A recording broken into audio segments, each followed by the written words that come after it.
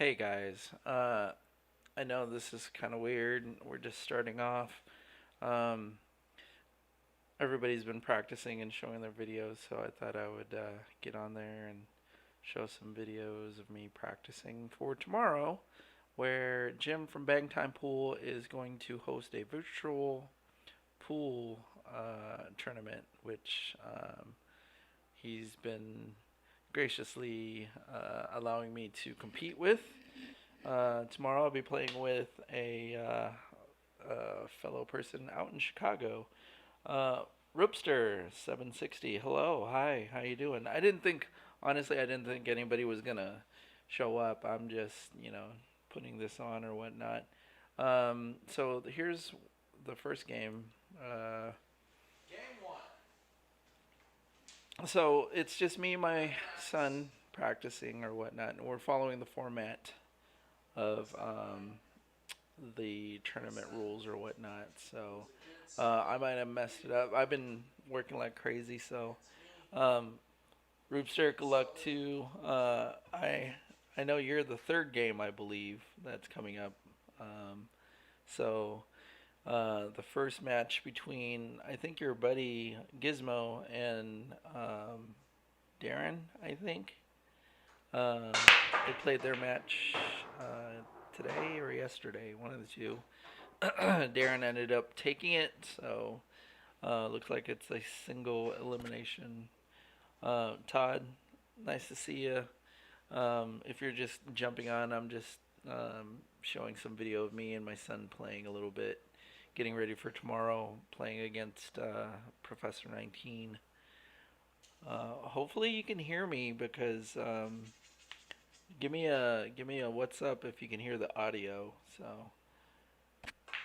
all right, so I'm just, just taking it easy, nice easy strokes. Decided to take one ball, or I mean ball in hand, back it up some. Uh, awesome sauce. Uh, the thing that I like about this format that Jim is hosting or whatnot is it's really the stress of the game is really what you put on yourself.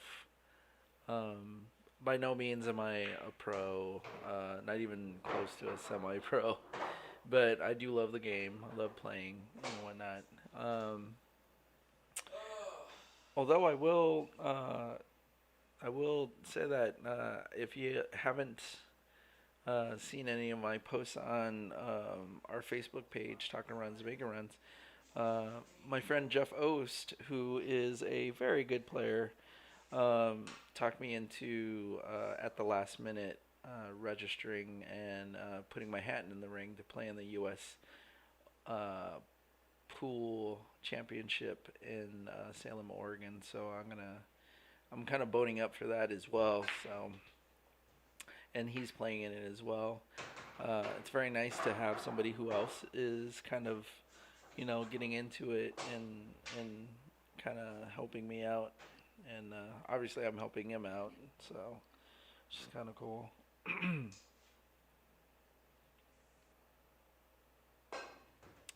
All right, I'm just shooting it around here. Obviously, I missed, and looks like 1, 2, 3, 4 out of 9. That gives me 5 points.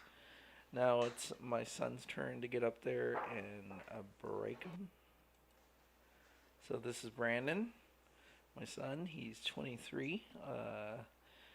He loves learning about pool for sure. So he has a pretty solid break here. Although one of Branden's biggest downfalls is that when he's just shooting around with his buds or he's in there just practicing, the truth of the matter is that he feels relaxed. But when I get on and play him against a match or whatnot, he gets kind of nervous. Or he even said, I'm the only really person that he gets and plays with where he's actually cognizant of who he's playing. Otherwise, he usually just oh well. So unfortunately, Brandon missed the one. So we move on to the next game. Game two.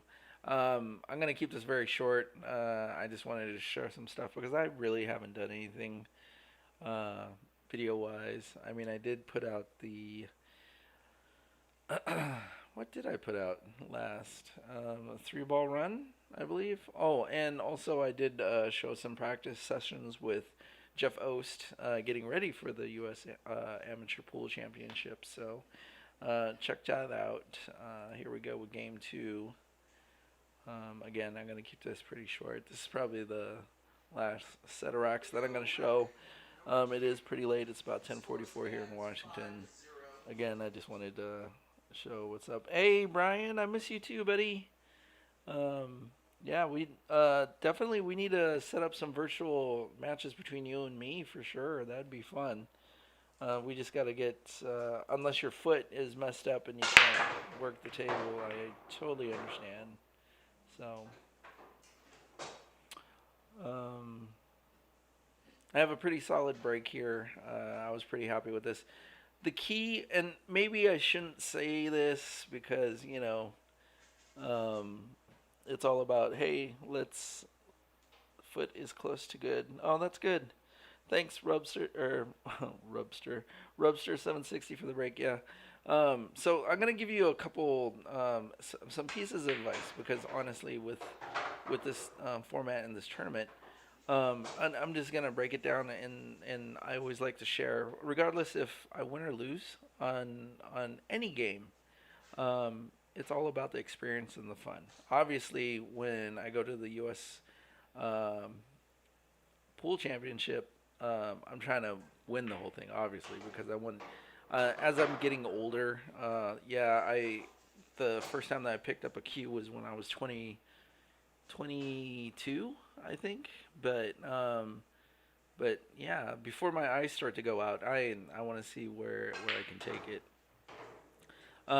With this format, honestly, if you have choice of ball in hand and you do not get penalized for not making a ball, get it to the point where the balls are spread and you don't have any clusters. There should be no reason from your first shot after the break to at least get 1 point, because you get ball in hand.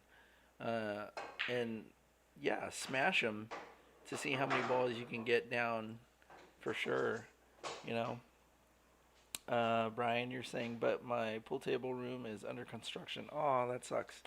Well, if you want to drive down here, you're more than happy to come down and shoot at Casa de Dante. So, anyway, I'm gonna back up this video just one time, simply because I wanted to talk through my thought process when I'm shooting this.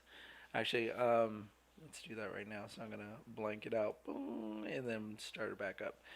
All right, so here I am breaking. Anyway, takeaway from what I was just talking about. In this format, really hit the balls nice and solid. Try to not get any clusters in there because, again, you get ball in hand. Regardless of making a ball or not, you'll get ball in hand, and there should be no reason why you shouldn't get at least a point or two. When they're spread out, even better because then you can put those runs together. And honestly, think about it. You're playing on your home field. Everybody is. Everybody gets to play on their own table. And I will say this, even though that most everybody that's in this tournament is playing on an 8-footer, I'm playing on a 7-footer. And you may say that it's a little bit easier on a 7-footer, but it actually isn't because on a 7-footer, it's a lot easier for the balls to get into clusters. Two, I can't really let my stroke out when I'm shooting on a 7-footer. I always have to mind my stroke on this. So after making the one, I decided not to take ball in hand because everything's pretty wide open. I backed it up just a little bit because I needed the natural angle to come back for the 4. I was pretty happy where I ended up on the 4 because when I shoot to zone to certain areas. So that was the zone that I was looking for. On this shot, I put a little bit of bottom because I know I'm going to hit the side rail and then come back. And again, with a 7 footer, I shot it a little too hard. On an 8 or a 9, that would have been perfect. I would have got the shape that I wanted. But here I have to use my mathematical skills for being Asian and bank this ball back into the corner pocket. And yeah, get pretty good shape on the 6. Now on the 6, it's just a simple draw back for the 7.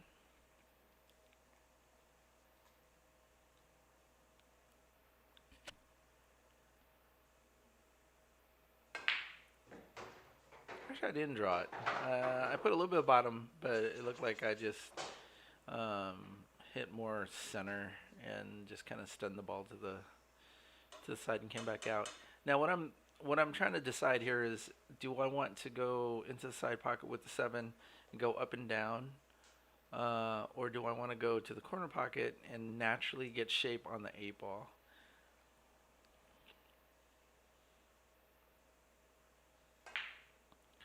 So I opted to go into the corner because I have more pocket to play with. And on this shot, these kind of shots are hard for me to judge, simply because I I know that I have an angle, and if I just commit to the shot, I can hit the rail and then kind of come out to the middle of the table.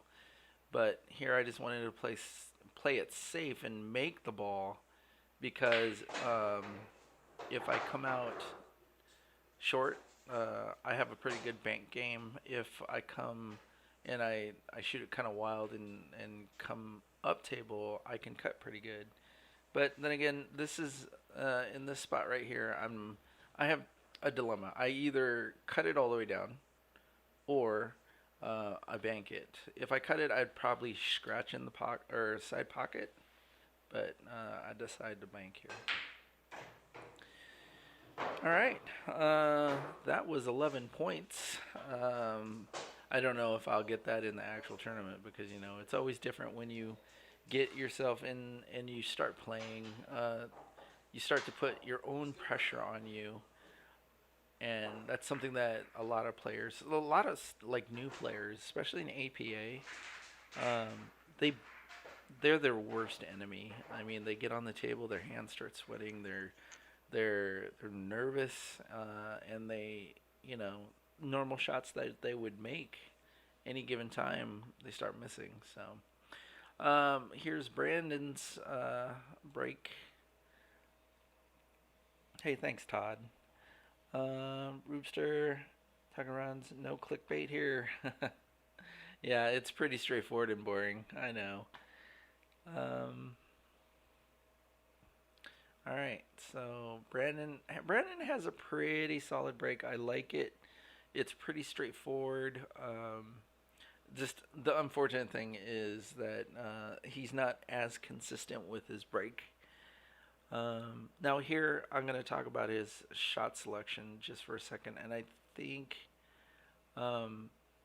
see, in this right here, I don't like it 100%, because he has to come off the rail and come back out. If he would have set up just slightly on the left side of the 1 ball, he automatically comes out for the 2 ball. But he hits it perfect, and he does get some his way back into the center of the table, which is good. Shoots this ball really well, but what I just from an APA standpoint, I would have put bottom on it to make sure that I would come back so I can see the 3 ball, which is behind the 8. But he had the right idea. He just he stunned it more than he actually let the English take, and that would have traveled a lot better. And unfortunately here, he hits the 9 ball before he gets to even see if he came close to the rail. So anyway, thank you very much for joining me for the last 14 minutes, almost 15 minutes. I appreciate it.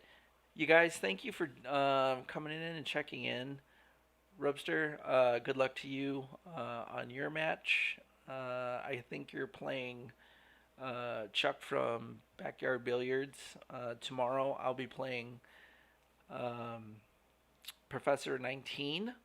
The only thing that I know about him is that he's from Chicago, so that should be pretty cool. I did watch the match between Gizmo and Darren. That was fun to watch. Both really good players.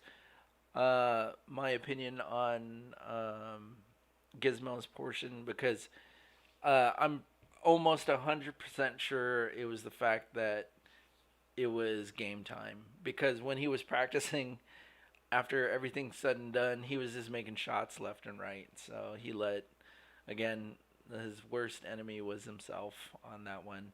Darren, you shot very well. Very impressed with your movement of the ball, especially when you made those three balls with that one shot. That was wow. Good job. But you know what? It happens, especially in that ball, and you recovered well because then you made the eight ball and then got shape on the nine ball, and that was awesome. Good job, Jim.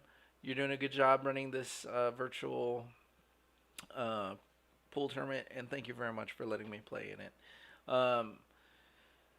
Professor 19, if you so happen to see this, good luck tomorrow. I wish you the best. And it's all about just having fun and staying focused and playing your game. All right. Yeah. It's you told me that you're a 5 and 9 ball. And that really doesn't matter because like you're playing on your home turf. So you should rule your own home turf. I'm pretty sure you've done amazing shots and whatnot on your own table. So good luck with it. Don't even worry about what the spread is or who you're playing. Honestly, play your game. So, all right, you guys. Rupster, have a good night. Brian, thanks for coming in. Have a good night. Todd, you have a good night. And anybody else who is going to watch this on the recast, thanks a lot for supporting the pool community.